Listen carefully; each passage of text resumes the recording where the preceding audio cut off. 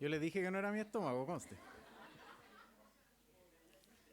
Bien, entonces vamos a retomar después de este pequeño traspié. Entonces, estábamos hablando, ¿no es cierto?, de estos relatos que habíamos leído en Éxodo y en Gálatas. Yo les había preguntado si es que notábamos algo en común entre estos dos relatos. Y algo, por ejemplo, que yo podría notar, es un poco la desobediencia, ¿cierto? Por favor, si alguien puede leer el versículo 8 que habíamos leído ahí en Éxodo 32. Éxodo 32, 8.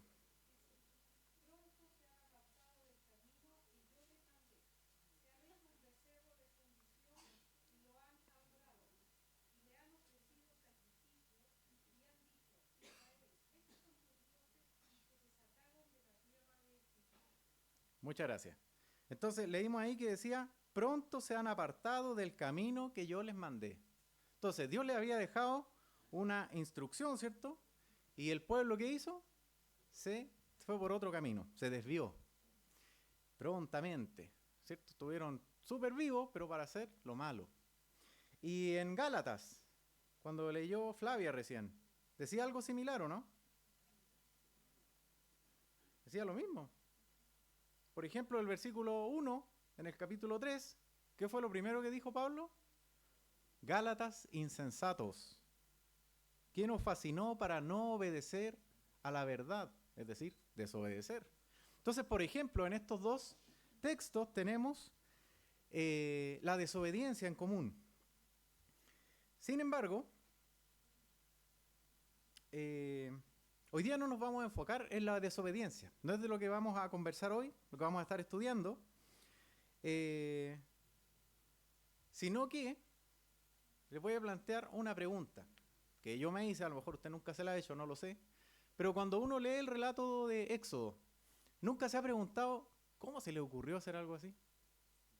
O sea, ¿en qué cabeza cabe o en qué corazón cabe un pueblo que viene de una cuestión milagrosa, maravillosa, donde Dios ha puesto su mano y ha hecho todo para sacar al pueblo de la esclavitud? ¿Y de dónde sale esa idea? No, se está demorando mucho, Moisés, hagámonos una imagen y le vamos a rendir adoración. Se lo había preguntado, ¿no? Qué bueno. ¿Y la respuesta cuál es? Bueno, ahí lo vamos a estar viendo. Pero para allá va el tema que vamos a conversar hoy día. Todavía no le he dado el título, ya estamos acercándonos. Como habíamos visto recién, una idea maravillosa, entre comillas, ¿cierto? A alguna cabeza pensante se le ocurre semejante idea, y el pueblo, como ya dijimos, ¿qué dice? No, no hagamos eso. Todo lo contrario. Buena idea. Lo vamos a poner de... Ya no lo voy a decir. Pero va a liderar este pueblo, esta cabeza pensante, ¿sí? Y van y se sacan sus piedras preciosas, lo que ellos tenían, para poder participar de esta gran idea que había salido. Viendo a los Gálatas, lo que hemos leído es que ellos habían partido como caballo de carrera. No sé si ha estado haciendo los devocionales esta semana, hemos estado estudiando Gálatas, y iban súper bien.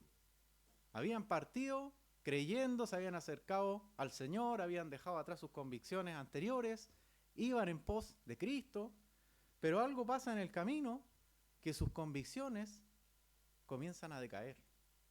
Y Pablo tiene que escribir esta carta de amonestación a los hermanos para que vuelvan al principio, para que vuelvan al fundamento que ellos habían aprendido. Sufrieron un revés en sus convicciones. Y viene la misma pregunta, ¿por qué?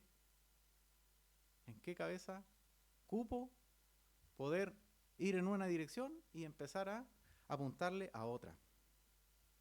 Bueno, atenta Katy, ahora vamos a dar el título del mensaje de hoy. Vamos a estar hablando entonces, a partir de toda esta introducción, de la influencia del mundo en el cristiano. ¿Por qué razón? Bueno, ahora vamos a responder las preguntas que dejamos inconclusas recién. ¿De dónde, les pregunté yo, salió esta idea de hacer un becerro de oro? Bueno, ¿de dónde venía el pueblo de Israel? ¿Y qué habían visto en Egipto? idolatría, imágenes. ¿Ha visto usted hoy en día las esfinges, por ejemplo? La cultura egipcia era así. Ellos tenían sus dioses, Ra, no sé cuál otro, el sol. Tenían un montón de imágenes, les rendían culto, adoración. Israel lo había visto. Y sin embargo, cuando salen de ahí, ¿qué es lo que ellos hacen? Muestran este resultado de la influencia del mundo, digámoslo así, en ellos. Entonces, ahí está la respuesta. ¿A quién se le ocurre? ¿Por qué se le ocurre? Bueno, porque se había dejado influenciar por lo que no era de Dios. Podemos ver entonces que quizás de forma sutil, por sus ojos, por sus oídos, ellos habían estado siendo influenciados durante años. El cautiverio no duró meses. Bueno, sí duró meses, pero un montonazo de meses. Duró cientos de años, donde ellos estuvieron ahí viendo, escuchando día a día cómo era la cultura egipcia. Y aunque ellos en teoría no se contaminaban con eso, podemos ver que en definitiva sí lo hicieron. Sutilmente fueron decayendo en esto. Entonces, ¿qué trajo la influencia de Egipto, hoy día la influencia del mundo para nosotros? Bueno, que decayó su forma de relacionarse con Dios. La influencia del mundo echó a perder su relación con Dios. Y lo vemos aquí, ¿no? Leímos ahí que Dios decía, el pueblo se ha corrompido. Ya no es lo que debería ser. Está yendo en pos de otras cosas. ¿Alguna vez le ha tocado estar en un ambiente donde se siente extraño? Por ejemplo, no sé, alguna vez con mi esposa fuimos a un matrimonio y era algo así como muy, no sé si esotérico es la palabra, pero estábamos como, no sé cómo se dice, pollo en corral ajeno, ¿puede ser el dicho? Nos sentíamos raros. Y ellos ahí participaban y tenían sus creencias, sus costumbres, la Pachamama. Nosotros con la Karina ahí, incómodos. Era un amigo, así que fuimos a acompañarlo y nos encontramos con esa sorpresa. Quizá a usted le ha tocado. A lo mejor, no sé, un tema del trabajo, una cena, sentirse como, ya dije, como pollo en corral ajeno. La pregunta es, bueno, viendo este mismo ejemplo que hemos estado viendo de los egipcios, probablemente ellos se sintieron así durante muchos años, pero después no. Eso empezó a pasar. Ya no se sentían así, ya estaban cómodos con la cultura egipcia y con la parte espiritual que ellos estaban imponiendo sobre el pueblo.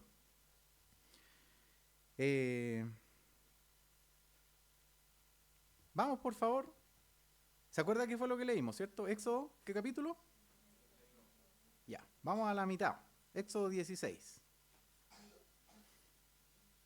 Antes de eso,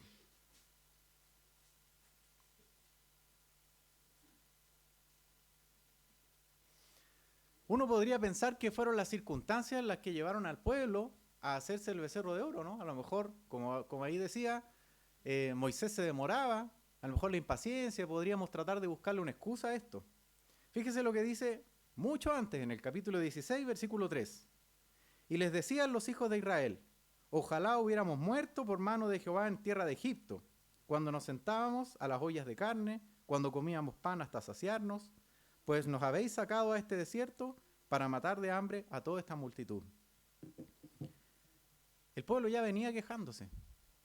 No fue un tema circunstancial que hayan ido en pos de otro Dios esperando a Moisés, sino que ellos tenían una relación con Dios que ya venía mal desde antes. El mundo, como ya dije, había influenciado en ellos negativamente.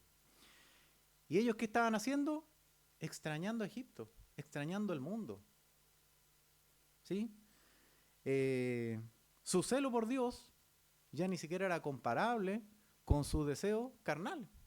¿Qué es lo que ellos decían? No, estábamos mejor en Egipto porque ahí por lo menos teníamos comida, teníamos una sombra donde ponernos,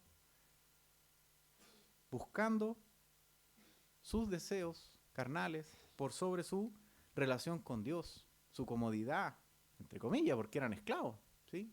¿Qué comodidad podían tener un pueblo que era esclavo?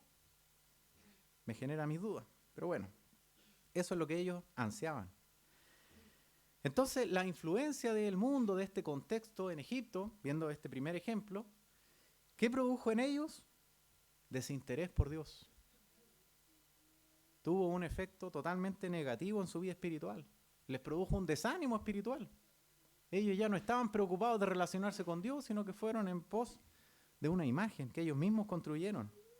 Los puso vulnerables, ¿sí? Porque estaban más atentos al pecado que a la santidad, que es lo que habíamos partido diciendo en el mensaje. ¿Qué es lo que movía su corazón? Egipto, la comida que tenían ahí, el que tenían trabajo, el que no estaban perdidos en un desierto, no estaban preocupados de lo que Dios quería hacer con ellos. Habían perdido completamente la mirada. Bueno, ¿y qué pasó con los Gálatas? Ya que estamos diciendo que esto se relaciona. Vamos a Gálatas, por favor. Capítulo 1.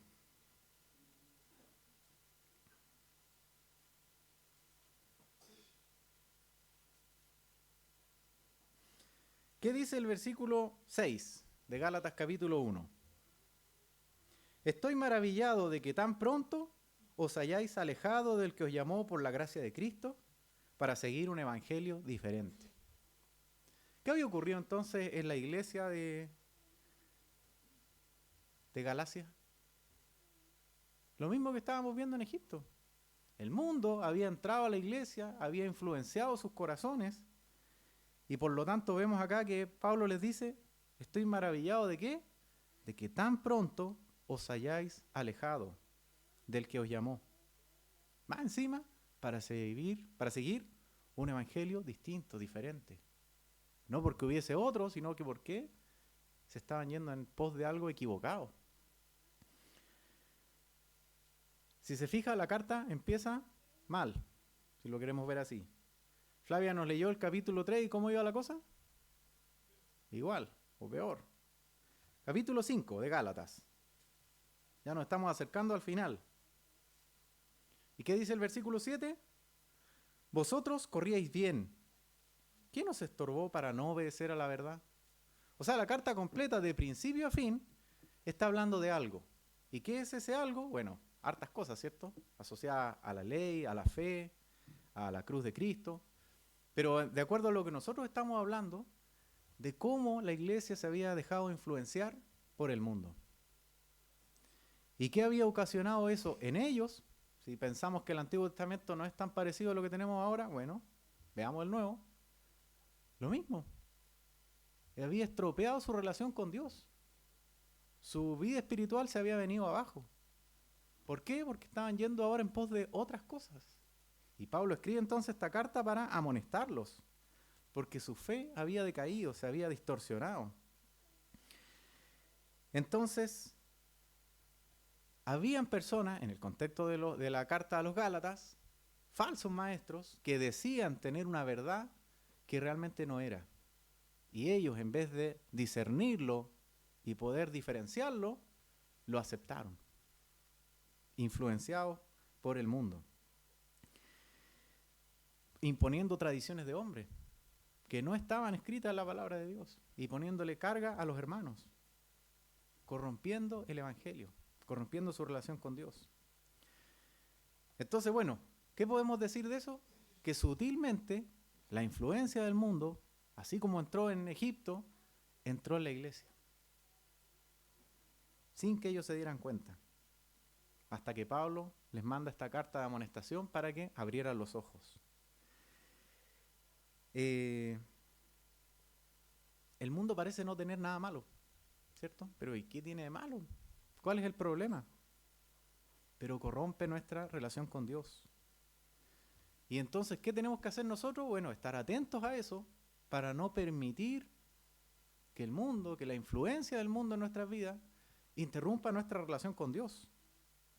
No sé si se dio cuenta de este detalle, pero ahí en Éxodo 32, déjeme leérselo yo para que no ande para allí y para acá. En los versículos 4 y 6, leímos lo siguiente, 32. Y él los tomó de las manos de ellos, ¿cierto? Estas joyas que había recopilado, y le dio forma, con Burí le hizo de ellos un becerro de fundición. Entonces dijeron, Israel, estos son tus dioses que te sacaron de la tierra de Egipto.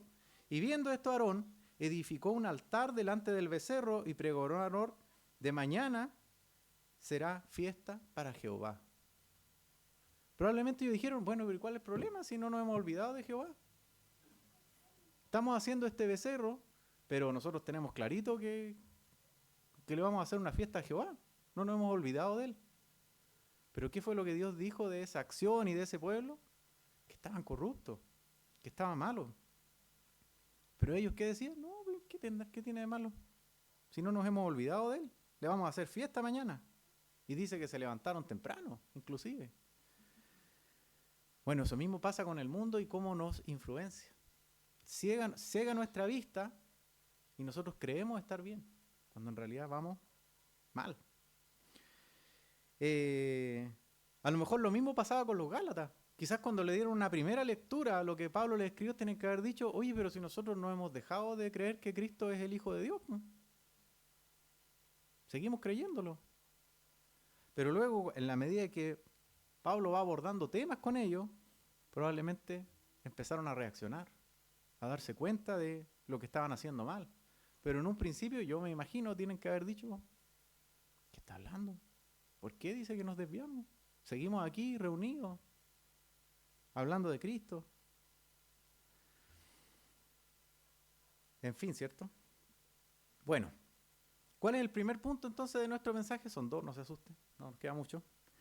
Es tener la claridad de que si bien estamos en este mundo, ¿cierto? No va a venir una nave espacial, un cohete para alejarnos del mundo y llevarnos a los cristianos a vivir solitos en otra comunidad. No es así. Pero, ya que estamos aquí, nosotros no podemos ser influenciados por el mundo. Porque si lo somos, acabamos de leer las consecuencias. Van a ser las mismas que hemos estado viendo. Y que por lo demás habían un montón de ejemplos. Yo quise pensar en dos relativamente comunes. El Éxodo, que casi todos conocemos, y el Gálatas, que hemos estado estudiando. Mire, por favor, acompáñeme a Daniel capítulo 1.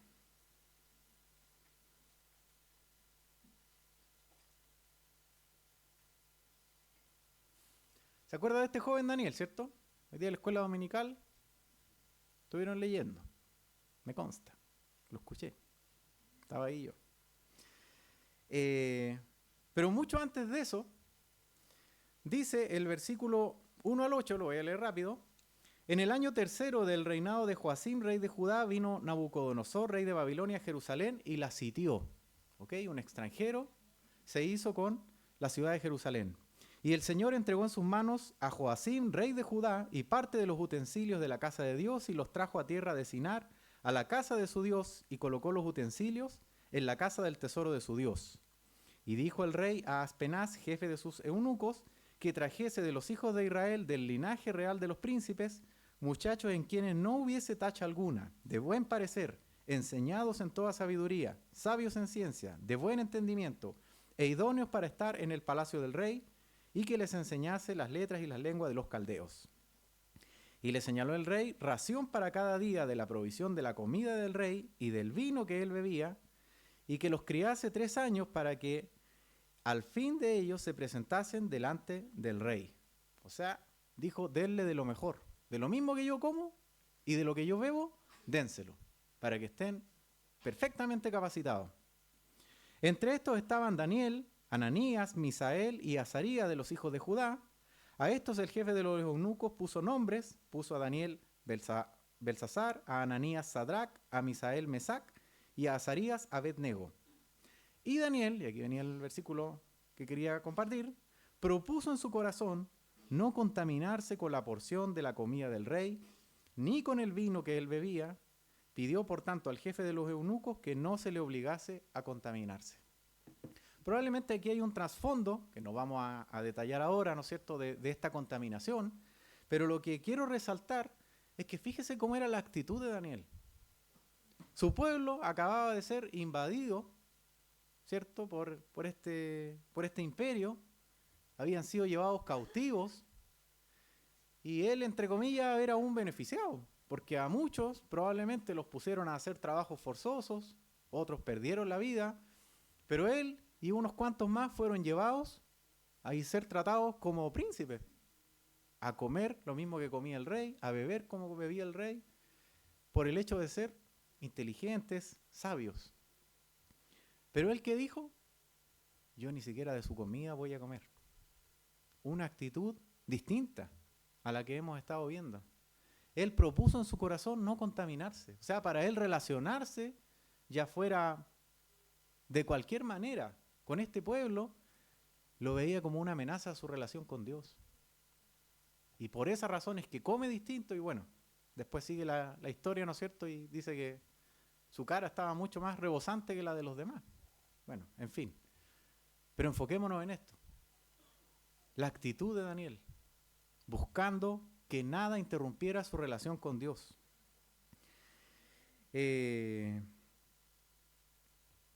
¿A qué somos llamados nosotros entonces? Ya dijimos, ¿no es cierto?, de alguna manera, a no ser influenciados por el mundo, pero la contraparte de eso es que nosotros debemos ser los que influenciamos al mundo. Parece obvio, pero quizás no lo habíamos entendido. Ok, no nos vamos a influenciar, pero nosotros estamos llamados a influenciar al mundo. Y ese entonces es el segundo punto. ¿Cómo lo vamos a hacer para nosotros influenciar correctamente al mundo? ¿Qué fue lo que dijo Jesús? Mire, no lo busque, yo se lo voy a leer. En Mateo, capítulo 5, está el Señor Jesús dando el sermón del monte. Un montón de gente está ahí escuchando la enseñanza. Y el Señor Jesús dice, vosotros sois la sal de la tierra. Estoy leyendo Mateo 5, 13 al 16, por si acaso. Vosotros sois la sal de la tierra, pero si la sal se desvaneciere, ¿con qué será salada? No sirve más para nada, sino para ser echada fuera y hollada por los hombres. Vosotros sois la luz del mundo. Una ciudad sentada sobre un monte no se puede esconder. Inevitablemente se va a ver, ¿no? Ni se enciende una luz y se pone debajo de un almud, sino sobre el candelero y alumbra a todos los que están en casa. Así alumbre vuestra luz delante de los hombres para que vean vuestras buenas obras y glorifiquen a vuestro Padre que está en los cielos. Nosotros entonces somos llamados a influenciar al mundo. ¿Y cómo lo vamos a influenciar? Idealmente, ¿no es cierto?, de la manera correcta. Hablando del Señor, demostrando al Señor en nuestras actitudes.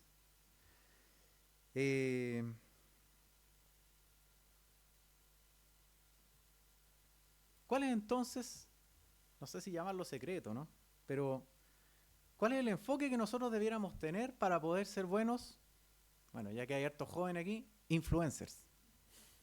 Para poder influenciar correctamente en el mundo. Hemos visto, voy a seguir en el lenguaje joven, perdón, hemos visto puros fails, ¿sí? Un pueblo que viene glorioso y que se cae haciendo un becerro. Gente que forma una iglesia que está pero con su primer amor fresquito y rápidamente se desvía. Y entonces, bueno, ¿qué podemos aprender nosotros de eso? ¿Cuál es el secreto? Como ya dije, no sé si esa es la palabra, pero ¿qué deberíamos nosotros hacer para no caer en lo mismo? Y aquí es donde viene el punto central de nuestro mensaje de hoy, y es la importancia de crecer, del fortalecimiento, de la madurez, juntos, como un solo cuerpo.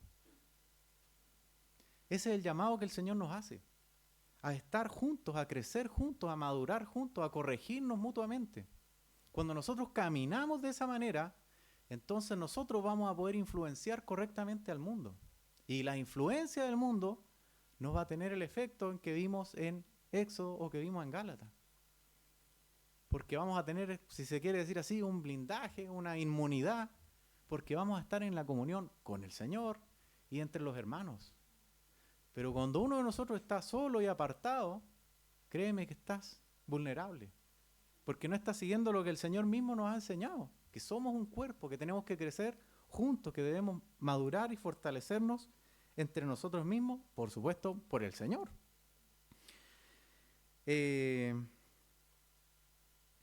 Bueno, no sé si alguna vez se lo ha preguntado, pero ¿cuál es la primera vez que la Biblia habla de la iglesia como tal?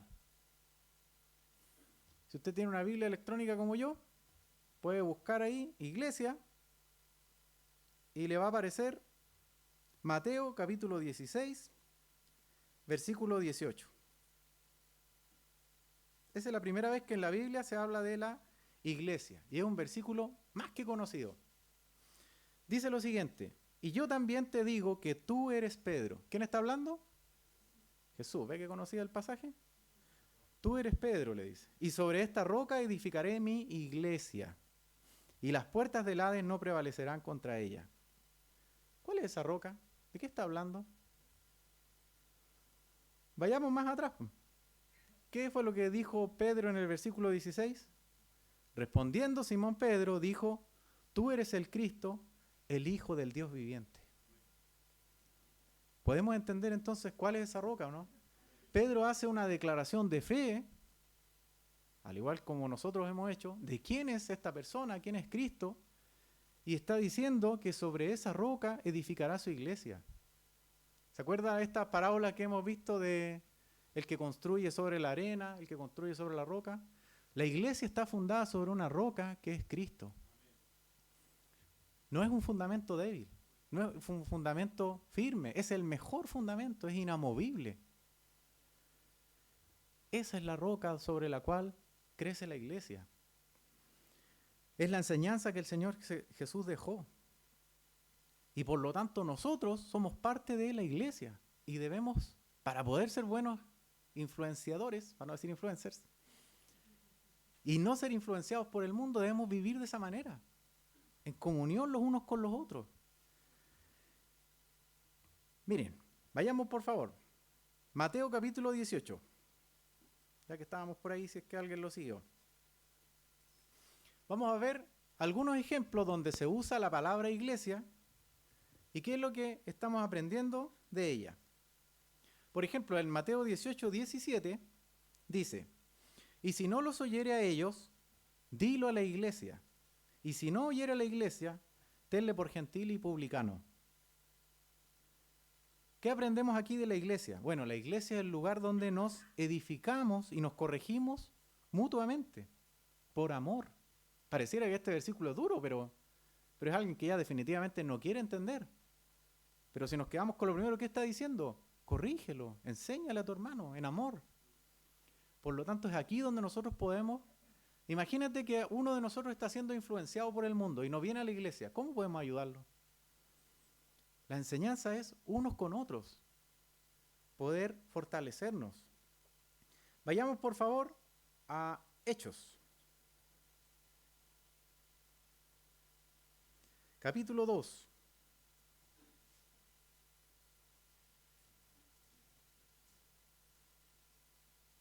Dice el versículo 2:47, alabando a Dios y teniendo favor con todo el pueblo.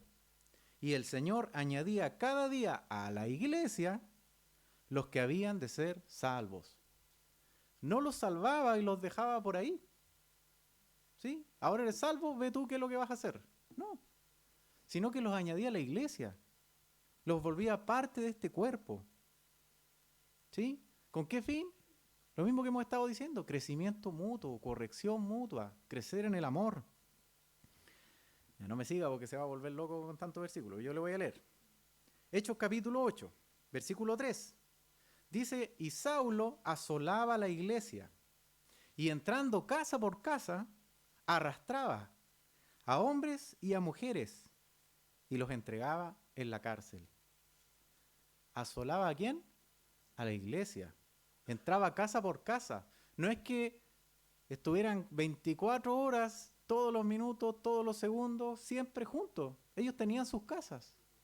Saulo los iba a buscar allá. Pero la persecución era la iglesia. No se trata entonces de que nos vamos a volver una secta, vamos a cerrar las puertas y vamos a vivir todos en comunión de aquí hasta que venga el Señor o hasta que nos empecemos a morir. No, cada uno tiene su casa, pero somos parte de una iglesia. No de estar viviendo aislados, sino participando unos con otros. Capítulo 9, de ahí mismo de Hechos, versículo 31.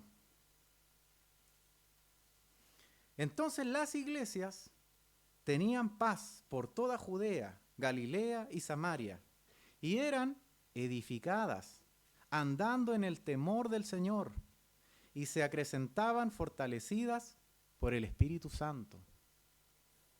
¿Cómo andaban las iglesias? En edificación. Andaban en el temor de Dios. Es la misma idea de antes. Juntos, creciendo juntos, edificándose juntos, fortalecidos por el Espíritu Santo en una relación con Dios, con este pilar de la iglesia fundamental, la roca que vimos, Cristo, relacionados con Él. Hechos capítulo 12, versículo 5. Así que Pedro estaba custodiado en la cárcel. ¿Y qué hacía la iglesia? Pero la iglesia hacía sin cesar oración a Dios por él. ¿Cómo estaba la iglesia? Unida, en un mismo sentir, orando a Dios. En este caso, por Pedro. ¿Y si había otro hermano en problema? También. No es que por Pedro excepcionalmente hayan estado unidos, sino que la iglesia vivía de esa manera. Entonces, ok, conclusión. ¿Les gustaron las conclusiones que leímos en Éxodo y en Gálatas para el pueblo de Dios? ¿Por verse influenciado por el mundo? No, ¿cierto? Vemos un pueblo que pierde su amor por Dios, que pierde su relación con Dios y se va en pos de otras cosas. ¿Le gustaría esas consecuencias en su vida? No. ¿Qué debemos hacer entonces? Bueno, ¿cómo evitamos que el mundo influencie nuestras vidas? ¿Y cómo nosotros podemos influenciar correctamente? Como ya le dije, no sé si, no me gusta la palabra secreto, pero el truco, el secreto, es lo que estábamos viendo aquí. Una vida de iglesia, una vida de edificación mutua, donde si yo estoy siendo influenciado por el mundo, si me estoy apartando, si me estoy equivocado, mi hermano me va a corregir. Entonces, no le estoy tirando la oreja a nadie, pero pregúntese, ¿se ha preocupado por su hermano? El que ha estado enfermo, el que no ha venido, el que no ha visto. Basta con acordarnos y decir, oye, eché de menos a este hermano, o le hemos mandado un mensajito. Cuando nos toca a nosotros que no venimos, nos damos cuenta al tiro, no, es que nadie me llamó. Pero bueno, nosotros también somos parte demos el primer paso. Y a eso quiero animarlos, hermanos, no le estoy tirando la oreja a nadie, por favor. Sino que es animarlos a que ya que hemos visto las consecuencias que leímos en Éxodo, que leímos en Gálatas, a causa de la influencia del mundo en el Hijo de Dios, hagamos lo contrario. Edifiquémonos, aquí está la iglesia del Señor. Edifiquémonos unos con otros, participemos, tengamos una vida de iglesia, primeramente en relación con Dios, pero también en crecimiento entre nosotros. Cuando vivamos de esa manera vamos a poder influenciar correctamente al mundo. ¿Qué fue lo que dijo el Señor? Van a glorificar a Dios al ver sus obras. Fue lo que leímos ahí en Mateo. Vamos a poder mostrar nuestro amor por Dios. Vamos a poder mostrar nuestro amor por el prójimo. Y cuando el mundo quiera influenciarnos, vamos a estar vacunados, inmunes, ya que está de moda esas palabras, para eso. Porque estamos en comunión unos con otros. Y cuando uno decaiga, va a haber quien lo levante, quien lo ayude, quien le dé una manito. Recuerden que nosotros somos esa novia que se está preparando para el gran día, para la boda del Cordero. ¿Te gustaría a ti ser, no sé, el velo radiante, perfecto y con una mancha grosera acá? No, ¿cierto? La idea es que todo salga perfecto. Entonces, si vemos a nuestro hermano ahí con complicaciones, ayudémoslo. Si yo necesito ayuda, digámoslo. Para eso estamos haciendo los discipulados, por ejemplo. Edificarnos unos con otros. Y esa entonces es la forma en la que nosotros vamos a poder influenciar correctamente al mundo, viviendo en esta relación con Dios y con nuestros hermanos. Les invito a orar. Señor, te damos gracias en esta hora por tu palabra. Gracias, Señor, por la enseñanza que tú nos das a través de ella. Es difícil quizás, o tal vez también fácil, pero ver cómo hay tantos errores, hay tantos ejemplos de tu pueblo, de tus hijos, equivocándose, y nosotros mismos somos iguales, Señor. Por lo tanto, te pedimos en esta hora que todas estas enseñanzas que tú has dejado aquí puedan tener eco en nuestra vida, Señor, para cambiar, para hacer las cosas correctamente delante de tus ojos. Ayúdanos, Señor, a vivir juntos como un cuerpo, en armonía, como iglesia. Gracias, Señor, porque así como tú añadías a los que habían de ser salvos a la iglesia, también lo haces hoy. Y sabemos que solo somos instrumentos, Señor. Por lo tanto, te pedimos que nos ayudes, que nos prepares, que nos uses, para que tu nombre sea glorificado, Señor. Y de esa manera podamos nosotros influenciar al mundo, Señor, mostrando tu amor, no solamente hablando, sino también viviéndolo y siendo consecuentes, Señor, con nuestras vidas, en lo que tú haces, en tu poder y en tu fidelidad que hablábamos en el principio, Señor, como tú no cambias y tus planes tampoco. Así que te damos gracias en esta hora por tu palabra, en el nombre de Jesús. Amén.